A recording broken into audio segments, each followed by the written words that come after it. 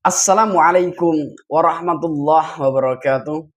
Hadirin jemaah fillah dimanapun Anda berada, rahimani wa rahimakumullah. Insyaallah pada sore kali ini yang insyaallah Allah mencintai kita semua. Insyaallah saya akan mengutip daripada surah Al-Maun. Ya, sebelum kita mengutipnya, kita membaca dulu surah Al-Maunnya. A'udzu billahi minasy syaithanir rajim. Bismillahirrahmanirrahim. Ara'aita alladhi yukazzibu bid-din, fadzalika alladhi yad'ul yatim wa la yakhuddu 'ala ta'amil miskin. Fawailul lil musallin alladhina hum an salatihim sahun. الذين هم يراءون ويمنعون الماعون. Hadirin jemaah fillah dimanapun Anda berada, rahimani wa rahimakumullah. Al-Quran itu langsung mengajak kita untuk berpikir. Ya, kata Al-Quran mengatakan bahwasanya siapakah pendusta agama? Makanya yang dikatakan di dalam surah Al-Maun ayat pertama apa? Ara'aital ladzi yukadzibu biddin. Jadi yang pertama ya. Karena apa? Pendusta agama itu apa? Orang yang ngaku dirinya beragama Islam, tapi dia berbohong terhadap agama tersebut. Misalnya, kalau di video-video saya yang sebelumnya mengatakan bahwasanya di antara pendusta agama itu apa? Orang-orang yang tidak punya rasa empati kepada orang-orang yang lemah. Seperti itu ya. Kita lanjutkan. Ke ayat 2. Itulah orang-orang yang menghardik anak yatim. Makanya disebutkan di sebelum-sebelumnya tadi bahwasanya di antara orang yang mendustakan agama itu apa? Orang-orang yang menghardik anak yatim. Menghardik itu yang mereka menyakiti gitu kan, secara langsung menyakitinya. Gitu kan? Naudzubillah summa naudzubillah. Jadi agama itu di orang-orang yang yukadzibu biddin, yang mendustakan agama itu hanya sekadar identitas gitu. Islamnya itu Islam KTP aja gitu kan. Bukan agama itu benar-benar merasuk ke dalam hati. Naudzubillah, semoga Allah menjauhkan kita dari sifat seperti itu ya. Lanjutkan lagi.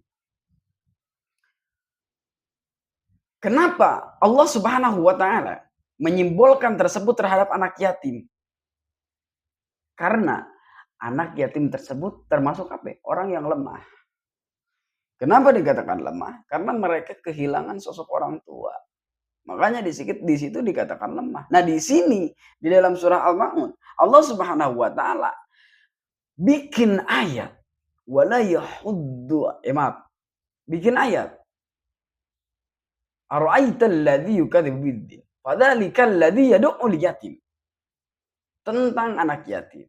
Itu adalah simbol utama karena itu orang-orang yang lemah. Makanya yang saya bilang sebelum-sebelumnya, orang yang mendustakan agama di antara ciri-cirinya itu apa?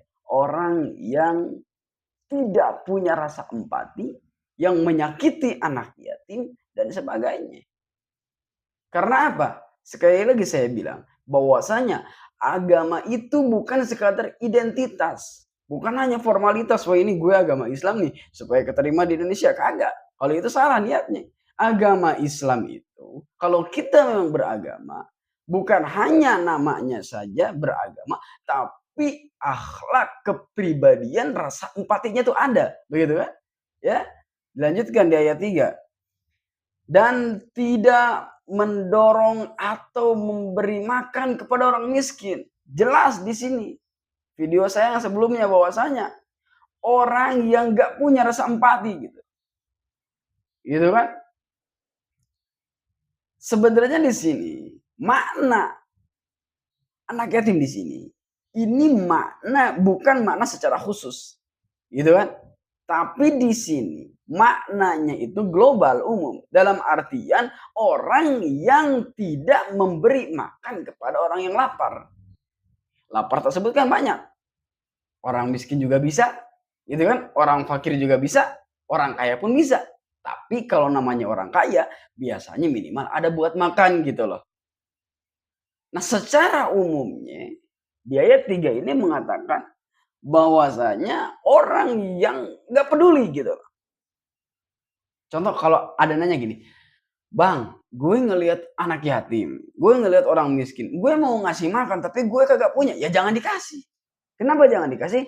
Ya pentingkanlah dulu diri sendiri. Kecuali kalau kita punya keimanan seperti Rasulullah. Rasulullah beda. Ketika Rasulullah ada tamu, di rumahnya hanya sisa ada roti, Rasul kasih itu. Gak peduli Rasul belum makan. Itu akhlak Rasulullah. Tapi di zaman sekarang, sebelum berpikir, memikirkan orang lain, lihat dulu diri sendiri. Ente mampu gak ngasihnya? Tapi masa iya gitu kan, di zaman sekarang orang gak mampu sama sekali. Gitu kan. Gak mampu sama sekali dalam artian gini. Masa sih gitu kan, gak bisa ngasih sedikit buat orang. Seperti itu. Kembali lagi ke materi, bahwasannya gini. Di sini bukan hanya orang yang ngasih makanan atau tidak mengasih makanan kepada orang lapar, tetapi dia itu nggak peduli. Kalau dibulatkan, hatinya tuh keras gitu loh. Keras itu mungkin mohon maaf ya, pelit gitu. Jadi nggak mengasih gitu kan. Ah bodo amat ngapain sih saudara bukan apa-apa bukan gitu kan. Makanya bisa flashback terhadap saudara-saudara kita yang di Palestina, mengingat ke belakang. Ya, melihat warga Indonesia itu sangat berempati. Mereka mengirim makanan bantuan. Nah, seperti itu contoh kecil. Kita saling membantu, apapun itu. Karena apa? Dikatakan dalam satu keterangan bahwasanya orang yang mengasih makanan kepada orang yang lapar, maka Allah akan mencukupkan nanti rasa laparnya di yaumil qiyamah. Ya harus begitu. Intinya gini. Dalam ayat 3 tersebut, orang yang nggak benar-benar peduli terhadap orang yang lapar. Seperti itu ya. Dilanjutkan ke ayat 4. Maka celakalah orang-orang yang sholat. Nah, di sini serem. Kadang ada berpikir, ya Allah, ada yang nanya sama gue, Bang, gue sholat, tapi diancam sama Al-Maun. Ntar dulu, belum beres. Di sini bahwasanya, maka celakalah orang-orang yang sholat. Materi ini mengejutkan. Bukan orang yang meninggalkan sholat. Tapi orang yang melaksanakan sholat. Lanjut lagi ayatnya. Fawailul lil musallin alladzina hum an sholatihim sahun. Gitu kan? Jadi bukan orang yang sholat aja. Tapi orang yang sholat, mereka itu lalai gitu loh. Alladzina hum an sholatihim sahun. Naudzubillah gitu kan. Kalau ada pertanyaan, Bang, kalau gitu kagak usah sholat.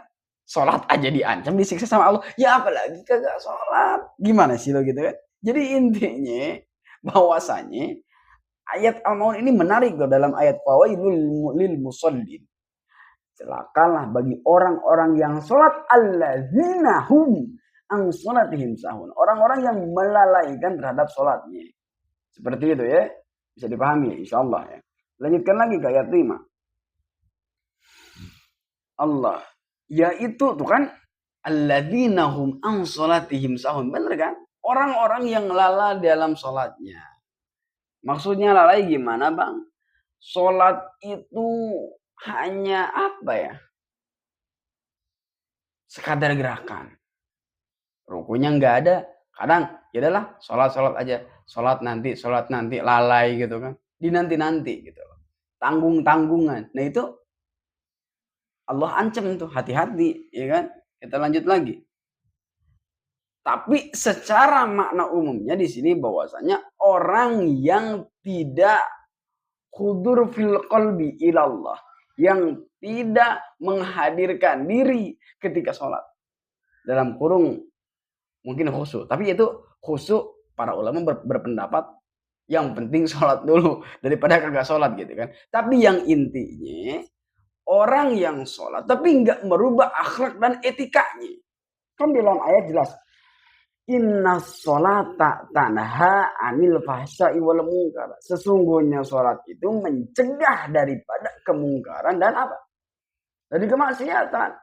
Nah, makanya diancam sama Allah bahwasanya orang yang sholat tapi lalai, yaitu adalah kalau kita umumkan maknanya secara umum bahwasanya orang yang sholat tapi akhlaknya, sifat buruknya masih terlaksana dan maksiatnya pun masih jalan gitu loh. Jadi nggak ada efeknya. Jadi dari ayat innas sholata tanha anil fahsya'i wal munkar nggak ada efeknya gitu loh. Itu salah satunya.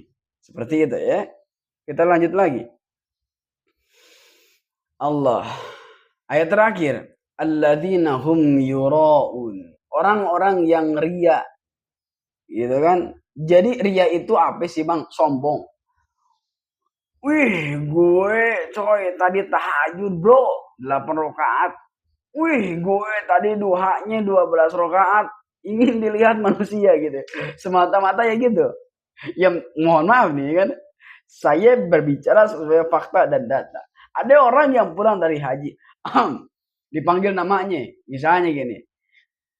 Namanya misalnya Hakim. Kim. Sebelum dia naik haji. Dia nengok. Kim. Yeah. Tapi sudah dia naik haji. Kim. Kagak nengok. Dipanggil haji baru nengok. Itu dia. Itu yang serem makanya. Ya kita lurus aja. Ibadah itu karena Allah. Bukan apa? Bukan mau dipandang dengan manusia. Naudzubillah sama naudzubillah. Seperti itu ya. Itu contoh kecilnya. Oke.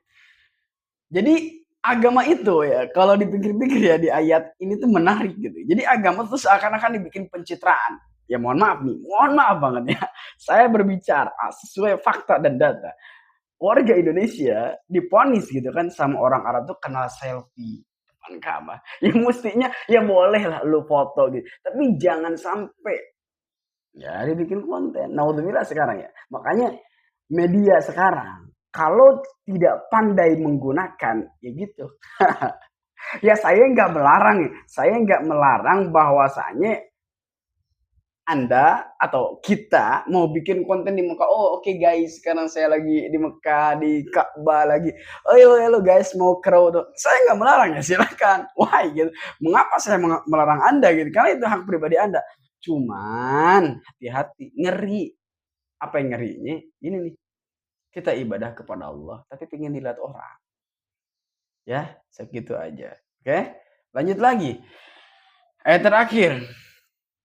Wayamna'unal ma'un, dan orang yang enggan, ogah kalau bahasa Betawinya tuh memberikan bantuan sekecil apapun itu. Ngapain sih gue bantuin dia, bodo amat gitu kan. Nah, itu hati-hati. Kecuali kalau konsepnya kita disakiti, difitnah, bodo amat deh, gue lupain aja ada Allah. Tapi kalau misalnya ada orang yang meminta pertolongan sama kita tolong gitu ya kan. Bang, gue minta tolong tolong semampunya kita. Jadi yang intinya, kesimpulannya pada pembahasan surah Al-Ma'un kali ini, bahwasanya hati-hati. Yang pertama, hati-hati orang yang mendustakan agama itu secara umumnya diantaranya orang yang benar-benar nggak peduli sama orang yang lemah.